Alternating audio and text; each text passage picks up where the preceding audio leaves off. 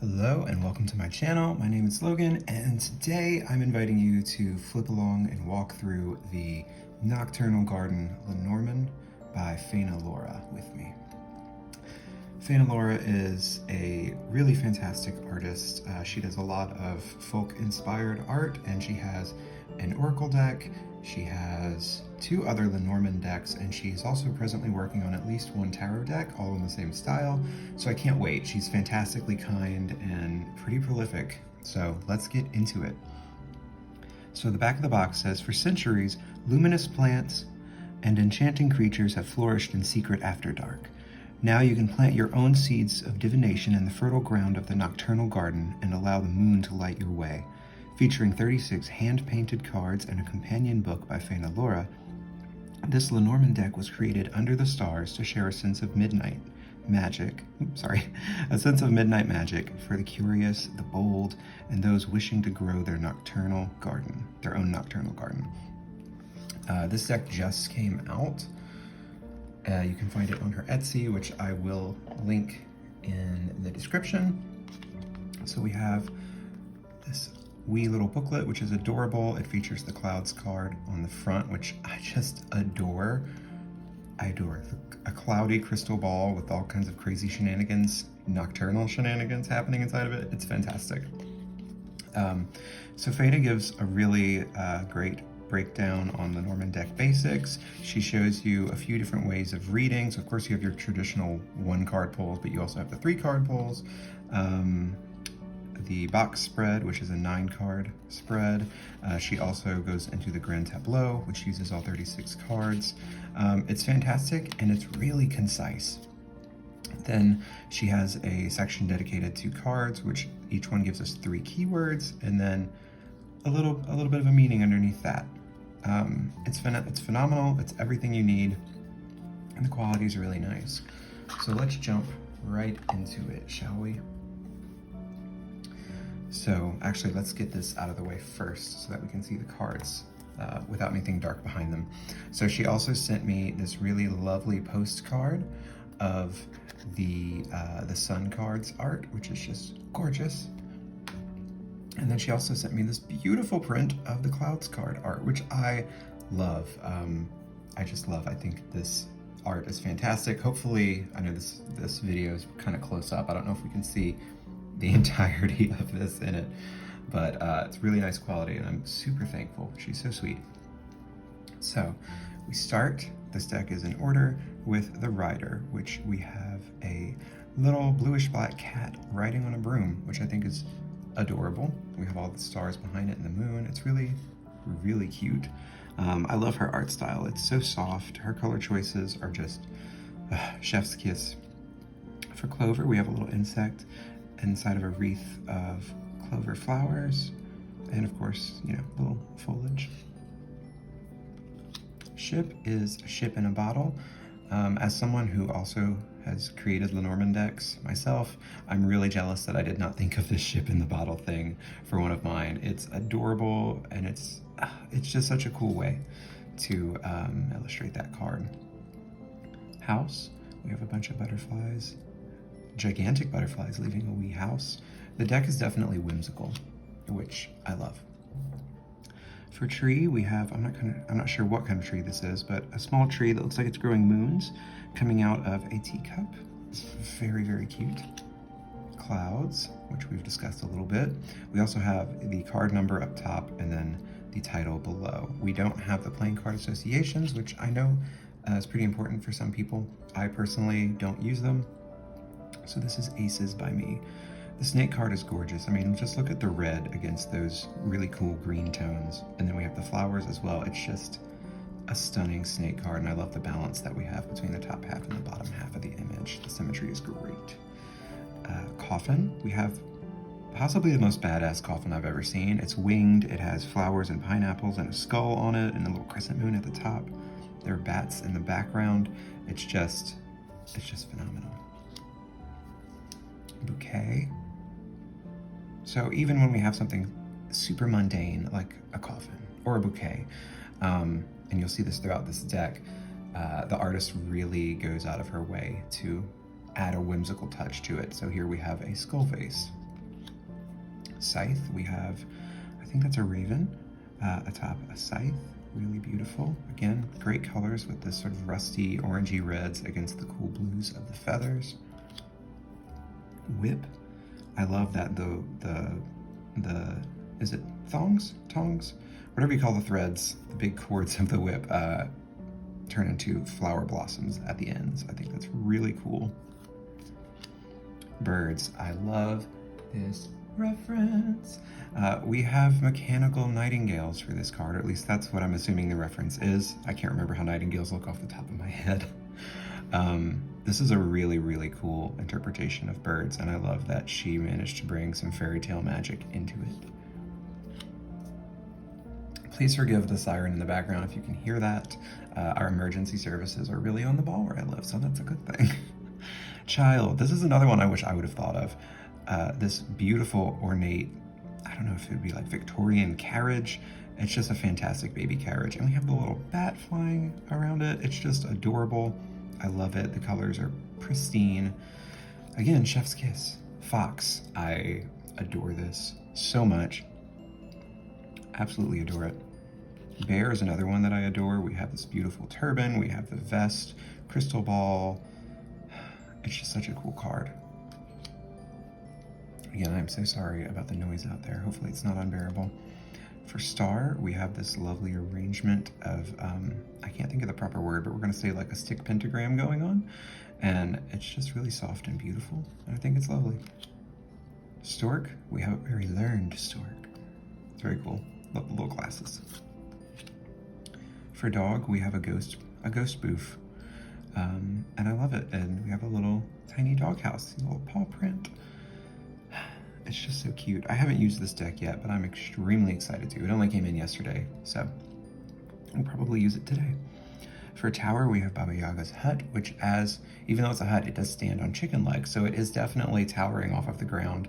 And being that tower can often symbolize like institutions or authority as well as perspective, I think going with Baba Yaga's hut for tower makes total sense, as opposed to if she had used Baba Yaga's hut for house, which to me would make less sense, since house is, associated with comfort a lot of the time. And if you've read any of the fairy tales about Baba Yaga, I wouldn't say comfort as a keyword that would come to mind. For garden, we have this, what I think is a Little Shop of Horrors reference. I've never seen Little Shop of Horrors, I've only heard about it, but I'm assuming this is the what's the word, carnivorous plant monster thing that lives there, or at least a reference to it, which I think is adorable. It also reminds me of Petey Piranha from Mario. That was my first thought, even though I was aware of the other thing. It's adorable though, and I love it. Mountain is fantastic. We have trees, we have of this cool tone, we have this nice warmer brown going up, we have the clouds behind it, little birds. She has a great eye for detail. For paths, we have a planchette. This one I have to spend a little bit more time with to develop my own relationship between like planchette and options. I also have not read the entry for this in the guidebook, so she might shed some light on it in there, but it's beautiful all the same. Mice is just adorable. Look at this little cookie that we have on the one mouse's tail. A cute little bag of tea. These teacups are precious. I love a really cute mice card, considering that it's not a very positive card to draw, so having the cute art, I guess, kind of cushions the blow to me. This card is heart. As we see, we have the Matryoshka, which, forgive me if I'm mispronouncing that, the nesting doll holding a little heart in front of them, and it's a little kitty doll, which is adorable. I believe the artist is either Russian-born or of Russian descent, so I'm assuming that's our bond to all this beautiful folk-style art. Ring, we have this beautiful hand with these really badass nails and gorgeous ring on the finger there. We also have some tattooing. This is really beautiful. Again, her color choices are just always on point. For book, we have a lot of things growing out of the book, which, books are seeds of knowledge, so that makes sense. They plant all kinds of things in our heads, and they can flourish. I thought this was a really interesting take on letter. Um, Having a typewriter and the page, and then also again flowers coming off the back of it. It's just, I think it's really beautiful. It's not something I've seen before, so I really appreciate that. Honestly, several cards in here are not something I've seen before, so I'm a big fan. For the man card, we have this person with a mushroom hat of sorts on, which is super cute. For the woman card, we have the same, but with more classically feminine features. Adorable. Look at those cheeks. Lily, pretty straightforward, very cute. The spider webs are very cool. Which, you know, if we're looking at Lily through the lens of patience being advised, then I think the spider webs or cobwebs on it would make a lot of sense, because if we have time to gather webs on us, we're obviously not rushing into anything. I'm not sure if that was her intent, but that's how my brain is interpreting it. Sun, which we saw earlier on that postcard, really beautiful. Again, her use of color, like even though the sun is really tiny up here, I still get sun from this, even without that, just from the radiant golden tones through the blonde hair and the skull and the skin here. I think it's just stunning. Moon, we have these adorable little bats with little moon and moon faces in between them. I love the floral patterning on the bats. It's just really happy and whimsical. Oh, this one is stunning. Stunning, totally gives me Harry Potter. I love it when a key card includes multiple keys. I don't know why, I guess I haven't seen it that much, so I just get excited when I see multiple keys on the card. The wings are of such beautiful quality on these. They feel delicate and translucent, and these keys are just absolutely gorgeous. Absolutely gorgeous. She's a phenomenal artist. Fish, I've also never seen a mermaid for the fish cards. I'm into that. We have the shell. I'm assuming that's a shell up to her head. Either that or she has horns. I'm not sure which it is. Again, with the emergency services going by outside. Sorry about that. Is it gonna pass? Alright, it passed pretty quickly. So she's sitting in this gorgeous teacup, and they have these really beautiful, the scales almost remind me of like tufting on an old, like, I can't think of the era, but like an antique couch or sitting chair, armchair. Really beautiful, really beautiful. Anchor, I think this is another really clever way to throw anchor in, because instead of just giving us the expected full image of an anchor and nothing else, we have the anchor as sort of like a charm sitting in the sand of the hourglass, which with the blue background really does invoke, like, this is the anchor sitting underwater beneath a ship resting in the sand. I just think she's really clever. And then cross is extremely straightforward. As someone who does not care to have Christian imagery in my decks, I definitely make an exception for Faina Laura's cross cards, because if I remember correctly, they're all ornate and beautiful. Like, my religious trauma aside, I can't be mad at this just because it's so stunning. It's so intricate. The color choices are amazing. This rosary is beautiful. I just can't. The cardstock, by the way, is like a, I would think either a flat matte or like an anti-scratch matte finish. So it's going to shuffle really well, and it's not hyper reflective. We also have these beautiful golden edges.